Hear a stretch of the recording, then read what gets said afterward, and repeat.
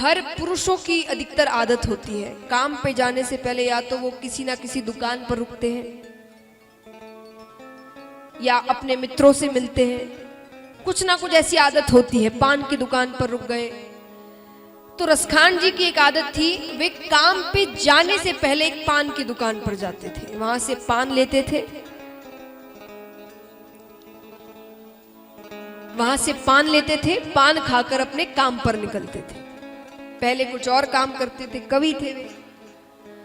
तो अब एक बार पान वाले ने अपनी दुकान थोड़ी ठीक ठाक की, थोड़ी नई बनाई और उस दुकान पर ठाकुर जी के बाल रूप की तस्वीर लगाई। बाल रूप यानी छोटे से ठाकुर जी, लड्डू गोपाल, उनकी तस्वीर लगाई।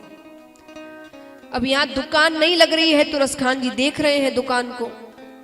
देखते देखते ध्यान उस तस्वीर पर जाता है। ऐसे तो नहीं जानते कौन है, वो नहीं समझते कृष्ण जी कौन है, वो तस्वीर देख रहे हैं।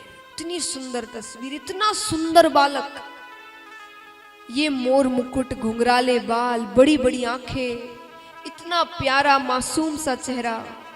देखते देखते नजर पैरों पर पड़ती है। अरे कैसे माता पिता है इसके, इतना छोटा सा बालक है, दिखने में इतना मासूम और नाजुक लग रहा है, ये जमीन पर पैर रखेगा और इसके पैरों में कांटे चुभ जाएंगे। पान वाले से कहते, अरे सुनो, ये जो बालक है ना, इसके माता पिता से कहना इसके पैरों में जूतियां पहना। अब सुबह सुबह का समय है, तब ज्यादा कमाई नहीं हुई होती है। पान वाले का दिमाग ठीक नहीं था, उसने कहा इतना है तो तुम ही ले आओ। रसखान जी चले जाते हैं वहां से। दूसरे दिन फिर सुबह के समय पान खाने आते हैं, हाथ में दो छोटी छोटी जूतियां लेकर। आकर कहते हैं उससे, अरे सुनो, मैं जूतियां लेकर आ गया, ये मैं तुम्हें भी देने नहीं कहूंगा, तुम मुझे बता दो वो रहता कहाँ है, मैं उसे दे आऊंगा। फिर वही सुबह का समय पान वाले ने कहा, वो वृंदावन में रहता है, उसका नाम श्याम है, उससे ज्यादा मुझे नहीं पता, ढूंढ लो। अब रसखान जी पूरे वृंदावन में ढूंढ रहे हैं, सबसे पूछ रहे हैं क्या, बताओ कहाँ मिलेंगे श्याम, बताओ कहाँ, बताओ कहाँ मिलेंगे श्याम, बताओ कहाँ मिलेंगे श्याम। चरण पादुका लेकर सबसे चरण पादुका लेकर सबसे पूछ रहे रसखान, बताओ कहाँ मिलेंगे श्याम, बताओ कहाँ मिलेंगे श्याम, बताओ कहाँ मिलेंगे श्याम, बताओ कहाँ मिलेंगे श्याम। चरण पादुका लेकर सबसे चरण पादुका लेकर सबसे पूछ रहे रसखान, बताओ कहाँ मिलेंगे श्याम, बताओ कहाँ मिलेंगे श्याम, बताओ कहाँ मिलेंगे श्याम, बताओ कहाँ मिलेंगे श्याम।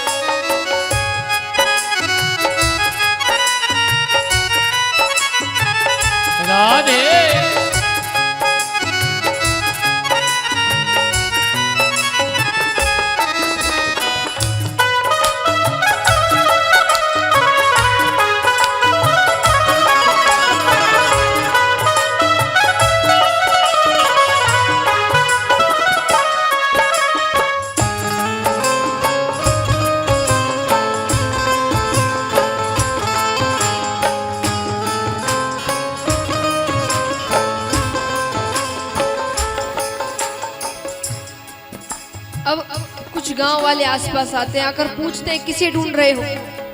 बोले श्याम नाम का बालक है। बोले कैसा दिखता है? श्याम नाम के तो बहुत बालक है यहाँ पर, यहाँ हर घर में बच्चा श्याम नाम का ही होता है।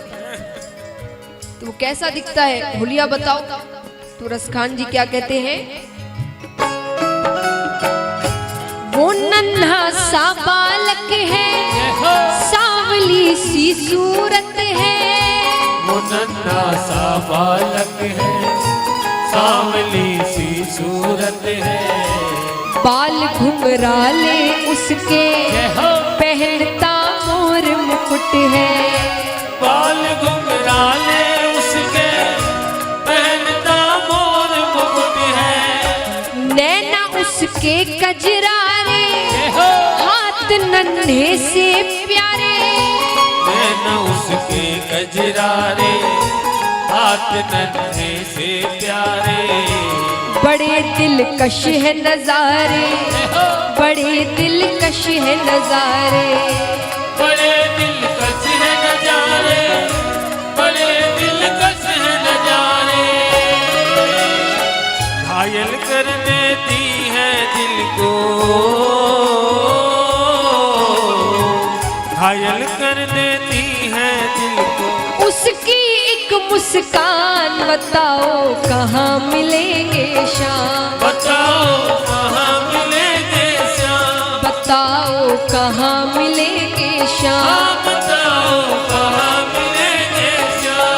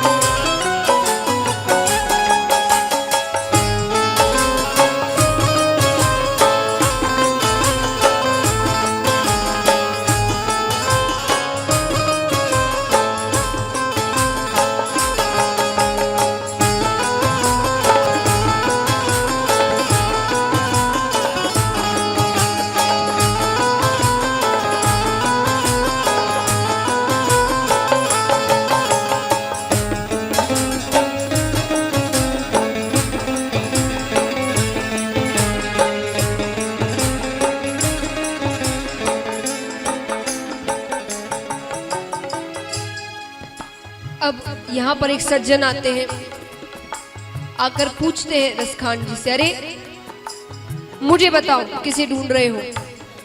रसखान जी ने बताया छोटा सा बालक है, घुंघराले बाल है, मोर मुकुट पहनता है। तो वो सज्जन क्या कहते हैं? समझ में आया जिसका पता तू पूछ रहा है। समझ में आया जिसका पता तू पूछ रहा है वो बाके बिहारी जिसे तू ढूंढ रहा है। वो बाके बिहारी जिसे तू ढूंढ रहा है। अरे नहीं नहीं, रसखान जी कहते बाके बिहारी कोई और बालक होगा। पान वाले ने कहा था उसका नाम श्याम है, श्याम नाम का बालक है। तो वो सज्जन कहते हैं कहीं वो श्याम कहाता, कहीं पर कृष्ण मुरारी। कहीं वो श्याम कहाता, कहीं पर कृष्ण मुरारी। कोई सांवरिया कहता, कोई गोवर्धन धारी। कोई सांवरिया कहता, कोई गोवर्धन धारी। नाम हजारों ही है उसके, नाम हजारों ही है उसके। कहीं है जग में श्याम, बताओ कहाँ मिलेंगे श्याम, बताओ कहाँ मिलेंगे श्याम। बताओ कहाँ मिलेंगे श्याम।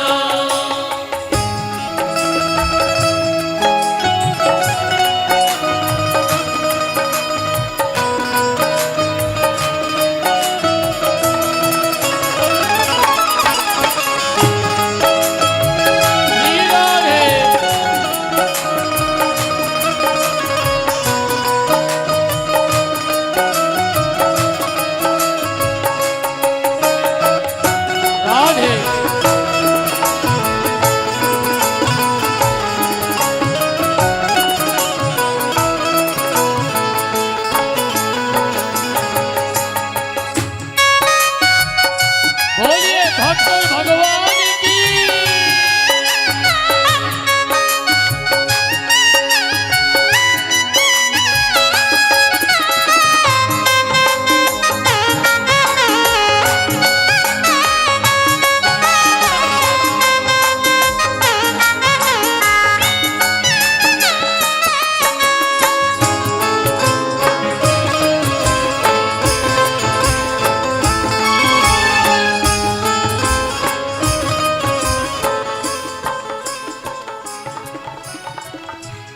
अब महाराज मंदिर तक तो वो सज्जन पहुंचा देते हैं, फिर कहते हैं अंदर ही बैठा है वो बालक।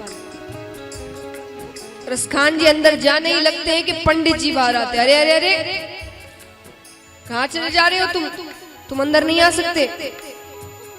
रसखान जी ने कहा मुझे बहुत जरूरी काम है, बस 1 मिनट में काम कर कर वापस बाहर आ जाऊंगा, मुझे अंदर जाने दीजिए। पंडित जी ने कहा नहीं, तुम अंदर नहीं जा सकते, इस मंदिर में तुम्हारा प्रवेश नहीं हो सकता। रसखान जी कहते हैं मुझे ना रोको भाई, मेरी समझो मजबूरी। मुझे ना रोको भाई, मेरी समझो मजबूरी। शाम से मिलने दे दो, बहुत है काम जरूरी। शाम से मिलने दे दो, बहुत है काम जरूरी। अब पंडित जी तो मना करके चले जाते हैं, बाहर द्वारपालों से भी कह देते हैं इसे अंदर मत आने देना। अब वो सीढ़ी पर ही रसखान जी बैठ जाते हैं, क्या सोचते हुए। सीढ़ियों पे मंदिर के डाल कर अपना डेरा, सीढ़ियों पे मंदिर के डाल कर अपना डेरा।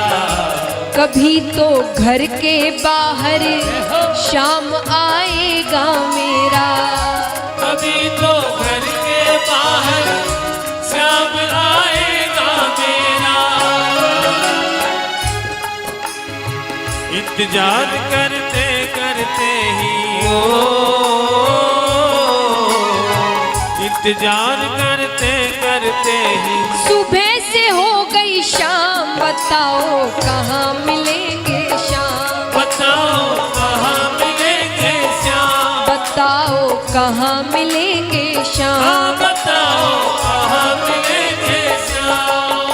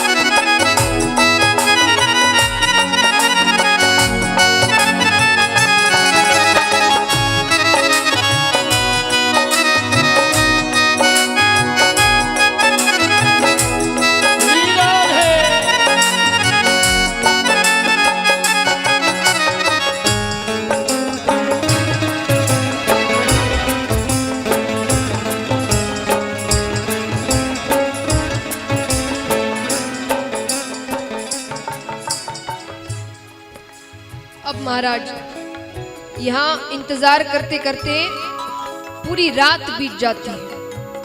पूरी रात रसखान जी बैठे रहते हैं। सुबह सुबह अचानक एक आहट होती है। खड़े होते हैं, इधर उधर देख रहे हैं, कोई नजर नहीं आ रहा।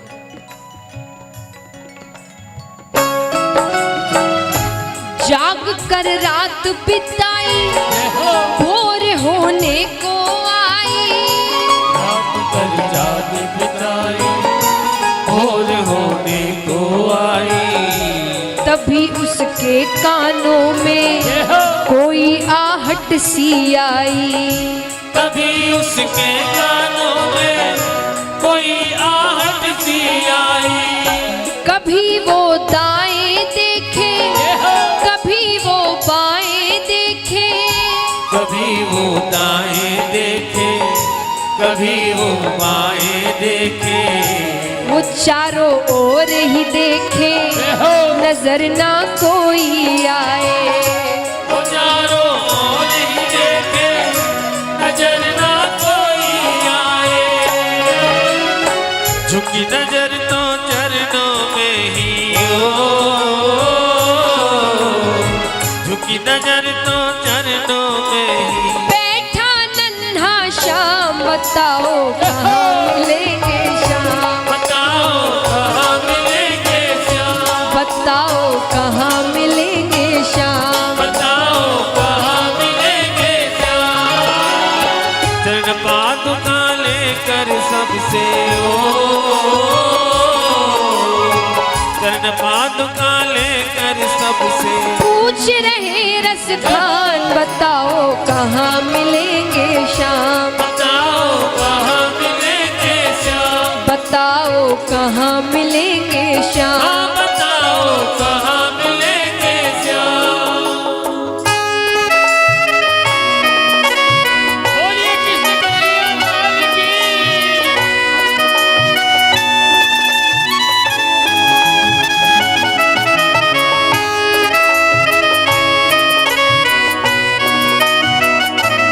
बोलिए कृष्ण कन्हैया लाल की।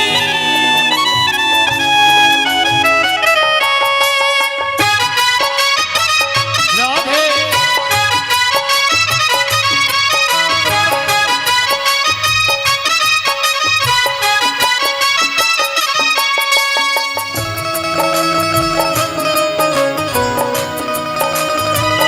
जय हो।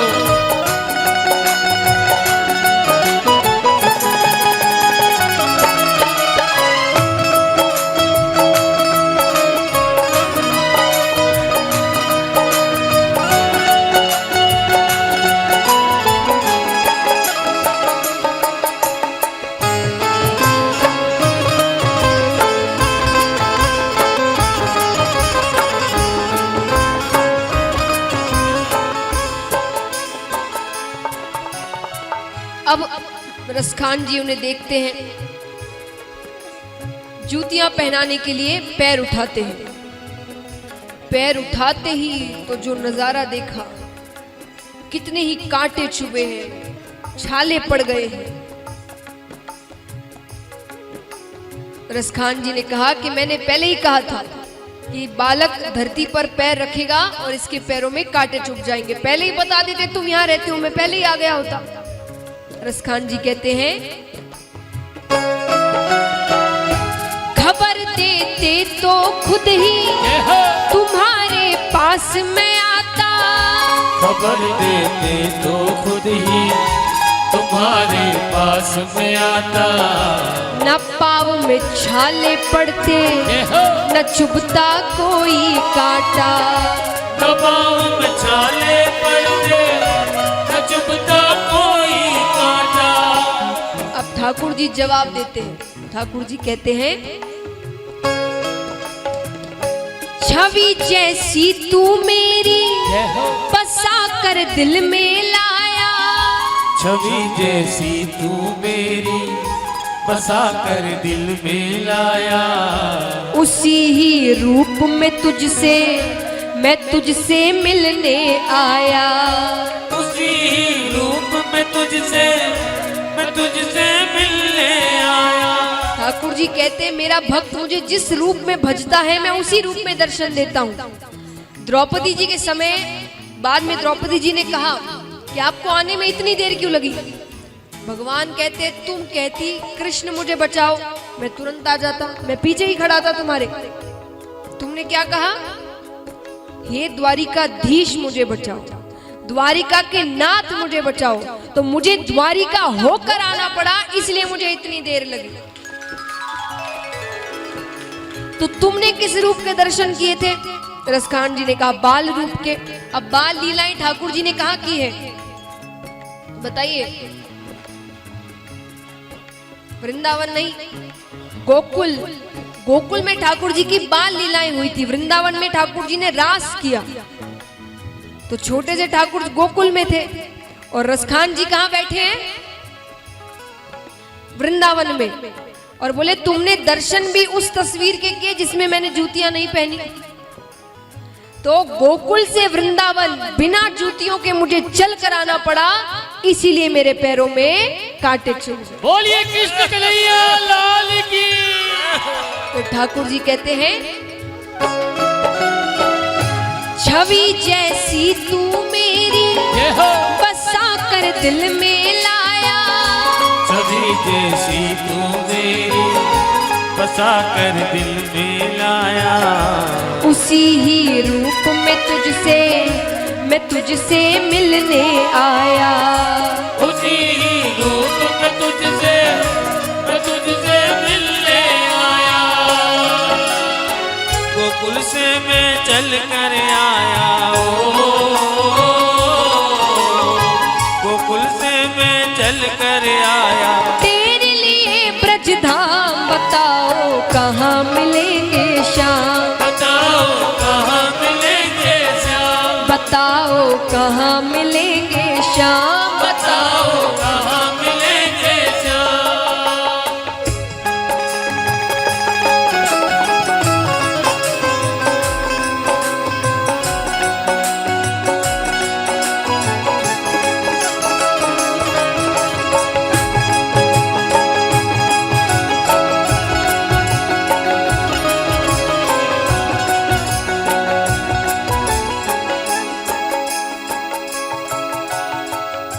अब महाराज इतनी बातें सुनकर रसखान जी क्या जवाब देते हैं? शाम की बातें सुनकर कवि वो हुआ दीवाना। शाम की बातें सुनकर कवि वो हुआ दीवाना। कहा बस मुझको दे दे तेरे चरणों में ठिकाना। कहा बस मुझको दे दे तेरे चरणों में ठिकाना। तू मालिक है दुनिया का ये मैंने जान लिया है। तू मालिक है दुनिया का ये मैंने जान लिया है। लिखूंगा पद तेरे ही आज ये ठान लिया है। लिखूंगा पद तेरे ही आज ये ठान लिया है। श्याम प्रेम रस बरसा सोनू, श्याम प्रेम रस बरसा सोनू। खान बनारस खान बताओ कहाँ मिलेंगे श्याम। बताओ कहाँ मिलेंगे श्याम। बताओ कहाँ मिलेंगे श्याम। बताओ कहाँ मिलेंगे श्याम। पालुका लेकर सबसे पालुका लेकर सबसे पूछ रहे रस खान बताओ कहाँ मिलेंगे श्याम। बताओ कहाँ मिलेंगे श्याम। बताओ कहाँ मिलेंगे श्याम। बताओ कहाँ मिलेंगे श्याम। बताओ कहाँ मिलेंगे श्याम। बताओ कहाँ मिलेंगे श्याम। बताओ कहाँ मिलेंगे श्याम। बोलिए भक्त और भगवान की। अब ये सब भी कैसे करे ठाकुर जी? ठाकुर जी की कृपा हम पर कैसे हो? ठाकुर जी को अपना कैसे बनाए? किसी भी मनुष्य को, चलिए एक सांसारिक भाव से सोचिएगा, दिमाग से सोचिएगा, अगर किसी इंसान को हमें अपने वश में करना है तो उसे कैसे वश में करें? देखिए, इसलिए मैंने कहा सांसारिक भावना से सोचिए। ये तो आप कथा में बैठे तो अभी अच्छी भावना ही आएंगी कि प्रेम से, अच्छे व्यवहार से, ये बाहर ये भावनाएं नहीं रहती। तो सांसारिक भावना से, सांसारिक मन से सोचिए कि एक इंसान को अपने वश में करना है, उसे वश में कैसे करें? उसकी कमजोरी पकड़ लो, उसकी कोई कमजोरी पकड़ लो, अपने आप वो इंसान वश में आ जाएगा। अब भगवान को वश में कैसे करें? उनकी तो, वो तो परम पिता परमेश्वर है, सर्वशक्तिमान है, उनकी कोई कमजोरी हो सकती है? वो भक्त को रोते हुए नहीं देख सकते। और असल में रोना, वो ग्लिसरीन लगा के रोना नहीं, उन्हें सब समझ में आता है। असल में रोना, ठाकुर जी खुद कहते हैं कि एक बार भक्त मेरे सामने रोकर मुझे पुकार ले और मुझे कह दे कि मैंने आज तक जो किया सो किया, पर अब मैं आपका हूं, मुझे अपनी शरण में ले लो। मैं उसी वक्त उसके करोड़ों करोड़ों पाप वहीं नष्ट कर देता हूं। वो एक बार मुझे सामने आकर पुकार ले, क्योंकि वो भक्त को रोते हुए नहीं देख सकते। ये भगवान की कमजोरी है।